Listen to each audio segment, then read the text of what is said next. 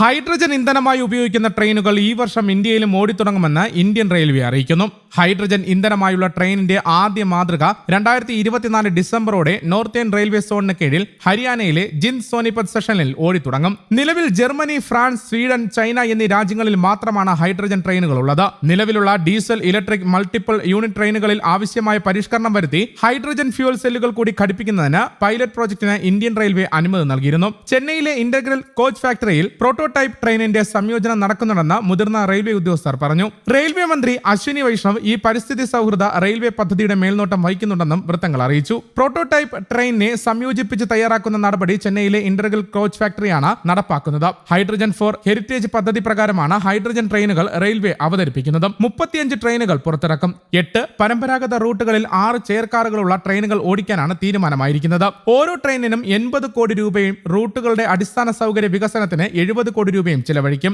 ഈ പരീക്ഷണങ്ങൾ വിജയകരമായി പൂർത്തിയാക്കിയാൽ അടുത്ത 3 വർഷത്തിനുള്ളിൽ ഇവ പ്രവർത്തനക്ഷമമാകുമെന്നും അധികൃതർ വ്യക്തമാക്കുന്നു. എന്തുകൊണ്ടാണ് ഹൈഡ്രജൻ ട്രെയിൻ ആവശ്യമെന്ന് പലയിടങ്ങളിൽ നിന്നും ചോദ്യമുയരുന്നുണ്ട്. കാർബൺ ഒട്ടും പുറന്തള്ളുന്നില്ല എന്നതിനാൽ ഹൈഡ്രജൻ ട്രെയിനുകൾ വളരെയധികം പരിസ്ഥിതി സൗഹൃദമാണ്. ഇതുതന്നെയാണ് ഹൈഡ്രജൻ ട്രെയിനുകളുടെ പ്രധാന സവിശേഷതയും. ഓരോ കിലോ ഹൈഡ്രജൻ, അതായത് 4.5 കിലോ ഡീസലിന് തുല്യമായ ഊർജ്ജം നൽകും. വൈദ്യുതീകരണം പ്രായോഗികമല്ലാത്ത ഗ്രാമങ്ങളിൽ യാത്രാ സൗകര്യം ഏർപ്പെടുത്തുന്നതിന് ഹൈഡ്രജൻ ട്രെയിനുകൾ ഏറെ പ്രയോജനപ്പെടുകയും ചെയ്യും. ഭൂമിയിൽ ഹൈഡ്രജൻ ധാരാളം ഉള്ളതിനാലും കടൽ ജലത്തിൽ നിന്ന് പോലും ഹൈഡ്രജൻ വേർതിരിച്ചെടുക്കാമെന്നതിനാലും ആവശ്യമായ ഇന്ധനം എപ്പോഴും ലഭ്യമാകും. 20 മിനിറ്റിനുള്ളിൽ ട്രെയിനുകളിൽ ഇന്ധനം നിറയ്ക്കാം. ഹൈഡ്രജൻ ഫ്യൂവൽ സെൽ സാങ്കേതിക വിദ്യയിലാണ് കൊറാഡിയ ഐലൻഡ് ട്രെയിനുകൾ ഓടുന്നത്. പ്രതിവർഷം 16 ലക്ഷം ലിറ്റർ ഡീസൽ ലാഭിക്കാൻ ഹൈഡ്രജൻ ട്രെയിനുകൾക്ക് സഹായിക്കും. തൽഫലമായി പ്രതിവർഷം 4000 ടൺ കാർബൺ ഡൈ ഓക്സൈഡ് പുറന്തള്ളുന്നത് തടയുകയും ചെയ്യാം. കാർബൺ ഡൈ ഓക്സൈഡ് പോലുള്ള മറ്റ് ദോഷകരമായ ഘടകങ്ങളും ഹൈഡ്രജൻ ട്രെയിനുകൾ പുറന്തള്ളുന്നില്ല. ഒരിക്കൽ ഇന്ധനം നിറച്ചാൽ ഈ ട്രെയിനുകൾ 1000 കിലോമീറ്റർ വരെ സഞ്ചരിക്കും. ഹൈഡ്രജൻ ട്രെയിനുകൾ ശബ്ദരഹിതമായതിനാൽ ശബ്ദമലിനീകരണവും തടയാനാകും.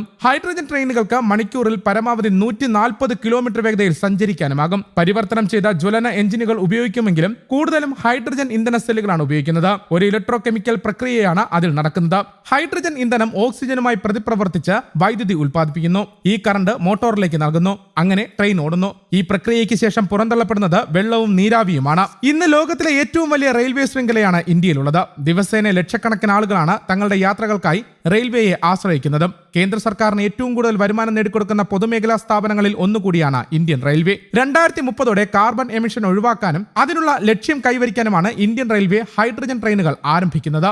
ഹൈഡ്രജൻ ഇന്ധനം ഘടിപ്പിച്ച ട്രെയിനിന്റെ ആദ്യ മാതൃക ഈ വർഷം തന്നെ പുറത്തിറക്കും. 2024 ഡിസംബറോടെയാണ് നോർത്തേൺ റെയിൽവേ സോണിന് കീഴിലുള്ള ഹരിയാനയിലെ ജിന്ദ് സോനിപത് സ്റ്റേഷനിൽ പുതിയ സംവിധാനത്തിലുള്ള ട്രെയിൻ ഓടിത്തുടങ്ങുമെന്ന് അധികൃതർ അറിയിക്കുന്നത്. ചെന്നൈയിലെ ഇന്റഗ്രൽ കോച്ച് ഫാക്ടറിയിൽ പ്രോട്ടോടൈപ്പ് ട്രെയിനിന്റെ സംയോജനം നടക്കുന്നുണ്ടെന്ന് മുതിർന്ന റെയിൽവേ ഉദ്യോഗസ്ഥർ ഇതിനോടകം തന്നെ ഉറപ്പ് നൽകിയിട്ടുണ്ട്. റെയിൽവേ മന്ത്രി അശ്വിനി വൈഷ്ണവ് ഈ പരിസ്ഥിതി സൗഹൃദ റെയിൽവേ പദ്ധതിയുടെ മേൽനോട്ടം വഹിക്കുന്നുണ്ടെന്ന് വൃത്തങ്ങൾ പറയുന്നുമുണ്ട്. ഹൈഡ്രജൻ ഫോർ ഹെറിറ്റേജ് എന്ന പേരിട്ടിരിക്കുന്ന ഈ പദ്ധതി ഏതാനും നാളുകൾ കഴിയുമ്പോൾ ഇന്ത്യയിൽ സാധ്യമാകും. പദ്ധതിക്ക് 2800 കോടി രൂപയാണ് ഇതിനോടകം അനുവദിച്ചിരിക്കുന്നത്. News desk, Kerala Kaumudi.